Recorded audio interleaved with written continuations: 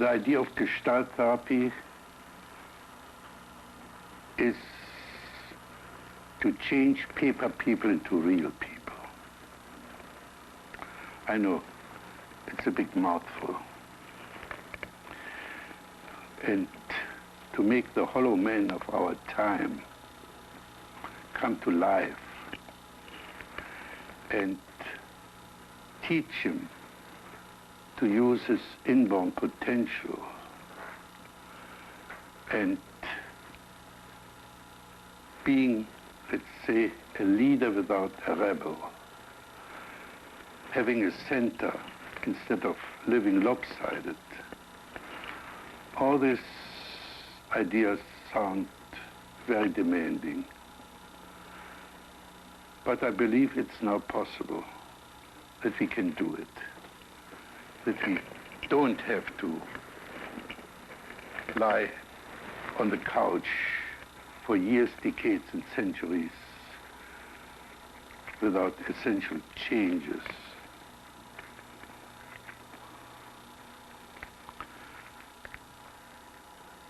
The condition under which this can be achieved is this.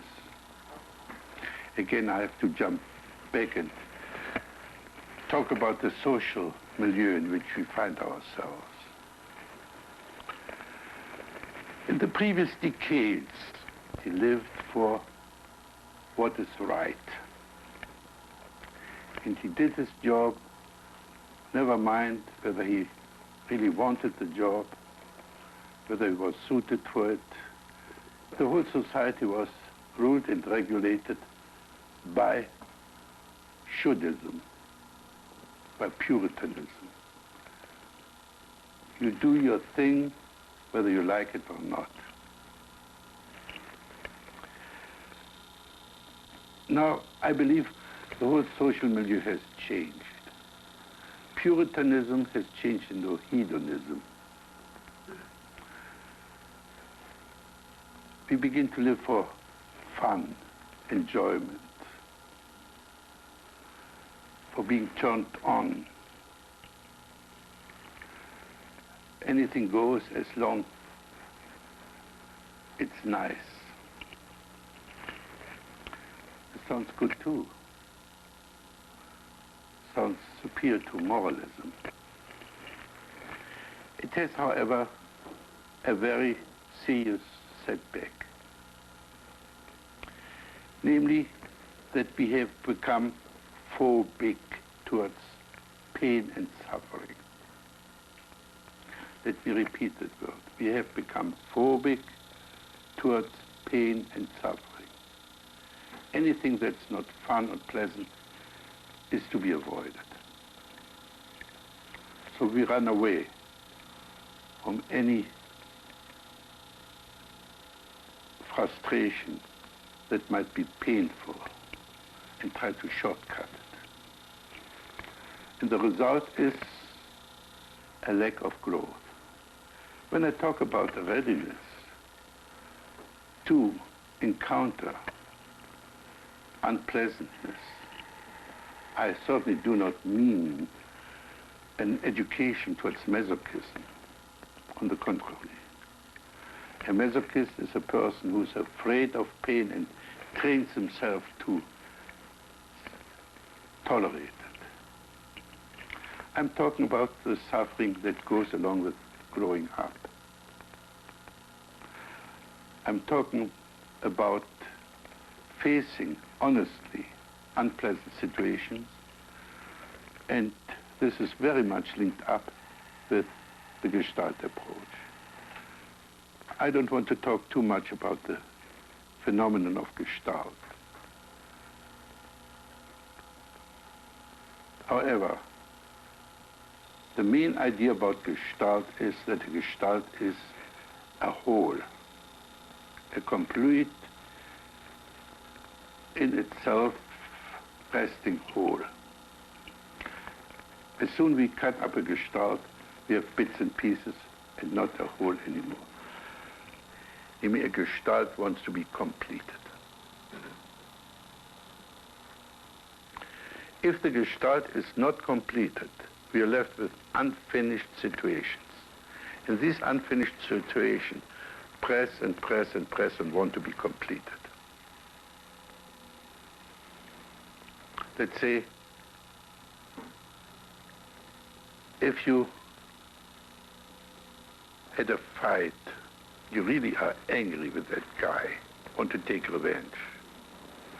This need for revenge will nag and nag and nag until you have become even with him.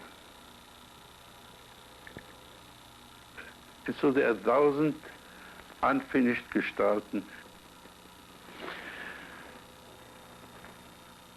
How to get hold of this Gestalt is very simple. These Gestalten will emerge. They will come to the surface. Always the most important Gestalt will emerge first. We don't have to dig a la Freud into the deepest unconscious. We have to become aware of the obvious. If we understand the obvious, everything is there. And the neurotic is a person who doesn't see the obvious. So what we're trying to do in Gestalt therapy is to understand the word now, the present, the awareness, and see what happens in the now.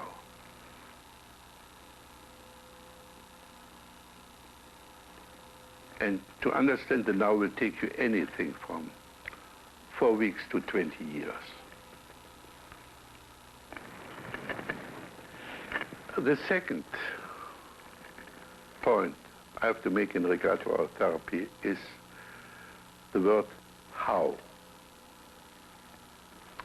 In previous centuries, we asked why. We tried to find causes, reasons, excuses, rationalizations, and we thought if we can change the causes, we can change the effect. In our electronic age, we don't ask why anymore, we ask how. We investigate the structure. And if we understand the structure, then we can change the structure.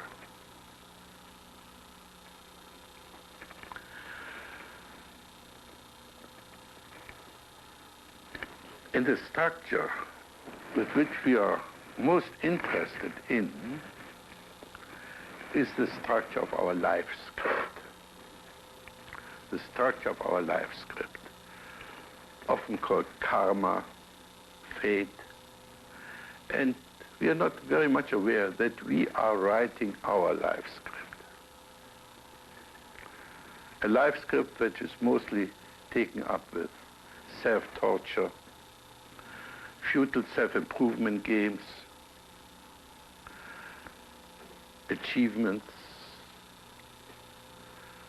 and so on. So what we want to do is to reorganize our life script. And the means and ways to do it can be understood to quite an extent. Right now, interested in meeting some of you, and I have to admit I have a very bad memory for names. And I have to know a person pretty well or have a shock or great joy when I meet this person so that I can recall the names.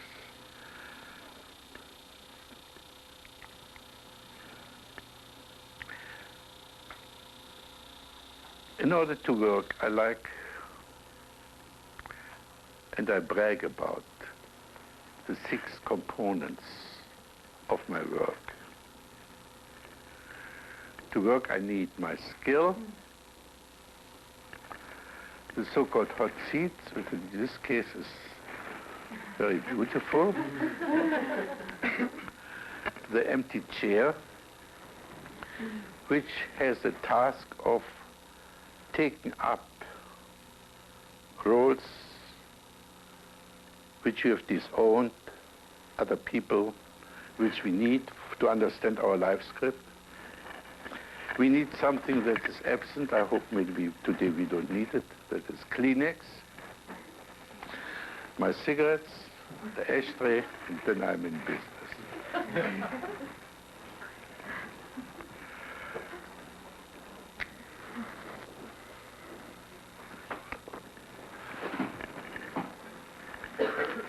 So I invite anyone who wants to come forth and work with me to take the hot seat.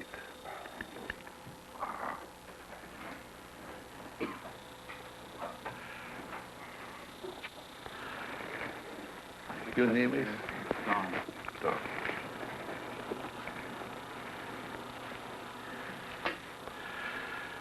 I have only one request to make to you. To use the word now, if possible, with every sentence.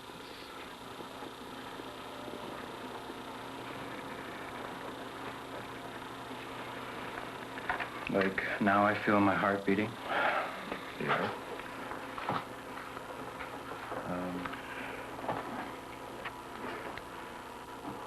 And now I wonder why I'm sitting here. Why did I wish to fill the void?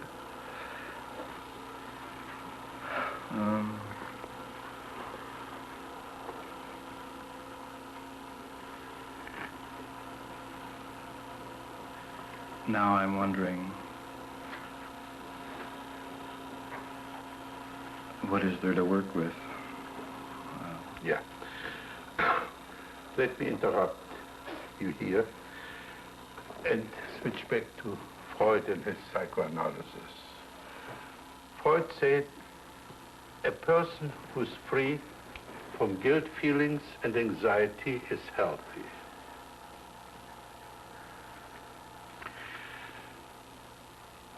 My own theory about anxiety and guilt are those. Guilt, as I hope to show in its context, is nothing but unexpressed resentment.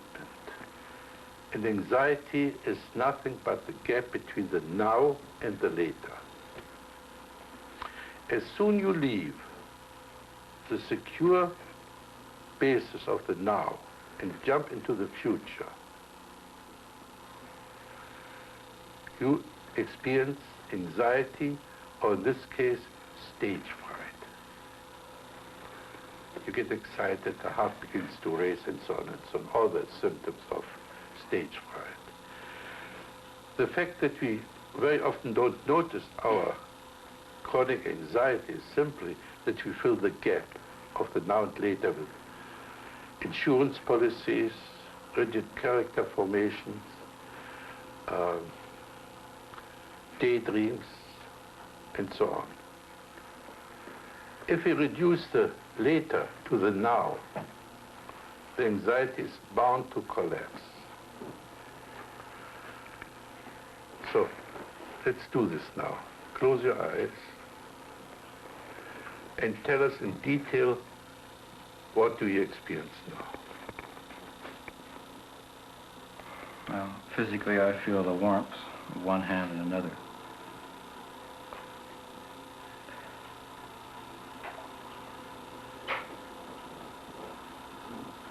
I feel, now I feel tension throughout my body. Can you especially up here. Fine. Can you enter this tension?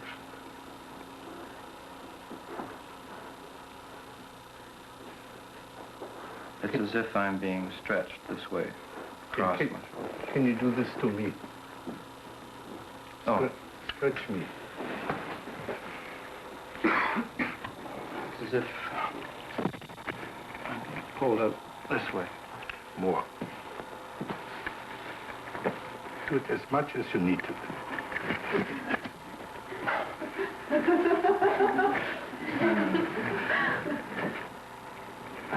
Okay, sit down. Something like that.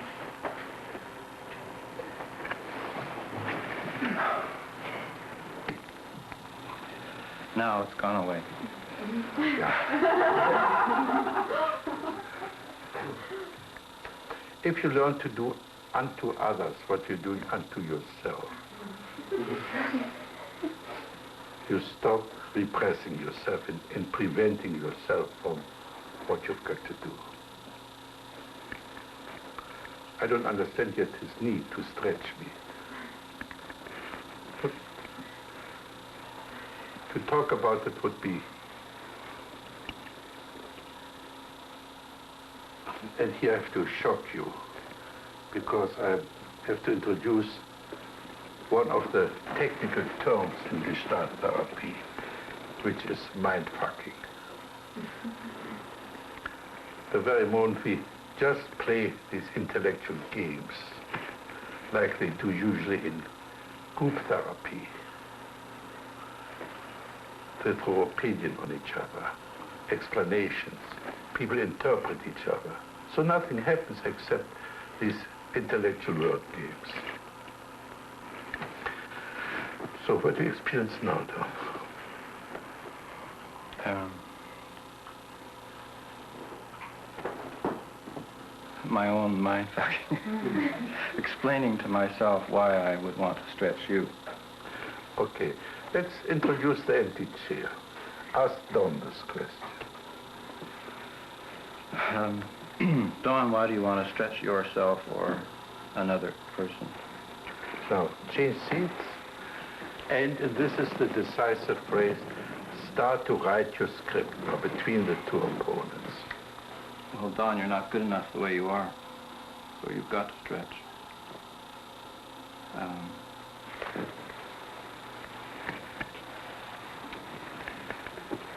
Yeah, that's quite possible. One never knows what one's potentials are unless one does stretch. I agree. I should stretch.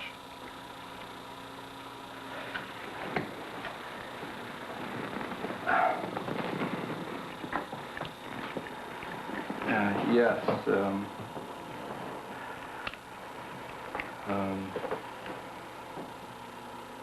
You seem to have got the message. And all you have to do now is do something about it.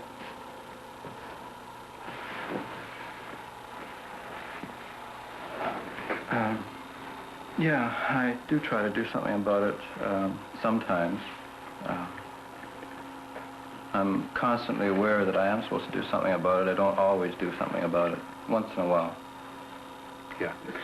We make now the first acquaintance with one of the most frequent splits in the human personality. That is the top dog underdog split. The top dog, known in psychoanalysis as the superego or the conscience. Unfortunately, Freud left out the underdog. And he did not realize that usually the underdog wins in the conflict between top dog and underdog. I give you the frequent characteristics of both. The top dog is righteous, sometimes right, but always righteous. He takes it for granted that this top dog that tells him he should stretch and improve, that the top dog is correct. The top dog always says you should. And the top dog threatens, if not then. However, the top dog is pretty straightforward. Now the underdog works with a different method. The underdog says, yeah, or I promise, or I agree, or mañana. If I only could. So the underdog is a very good frustrator. And then the top dog, of course, don't let it get away with it. It increases the use of the rod. And so the self-torture game or self-improvement game, whatever you want to call it, goes on year in, year out, and year in, year out, and nothing ever happens. Right? Not quite, but... the top dog keeps pushing. Yeah. And he gets... Say this to the top dog. Yeah, you keep pushing, and sometimes I do something. I often feel it isn't adequate enough for doesn't quite meet your demands. Mm-hmm. So be the top dog in demand. What in your demands? You should get much more organized, and you could be far more intelligent about how you go about things than you are right now. Okay, and, now, again, we do unto others what we're doing unto yourself. Say the same sentence to these people here. You should get better organized. Yeah, Bill, if you want to improve, you should get much better organized and make much more use of your time and energy. And you should get much more organized and be more intelligent about how you go about things. And you go a lot further. Gail, you can do the same. How do you feel in that role when you say this to others and not to yourself? I feel that they could tell me to go to hell. Okay, tell them to go to hell. You keep on nagging and then each one tells you to go to hell. Go to hell. Haven't I told you often enough that you should work harder? Yeah, as a matter of fact, you have. And can't you work harder? Can't you organize yourself better? I don't want to, thank you, on that. How about you, Bill? I mean, you could go much further if you organized yourself better. You could be a wealthy man now.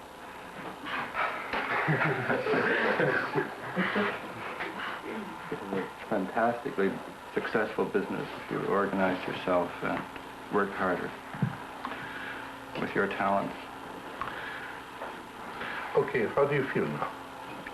I feel like a very self-righteous. How's your stage fright? Oh, it's sort of gone away. Yeah. But this being self-righteous is part of your life script. And so you need a lot of people you can be self-righteous with.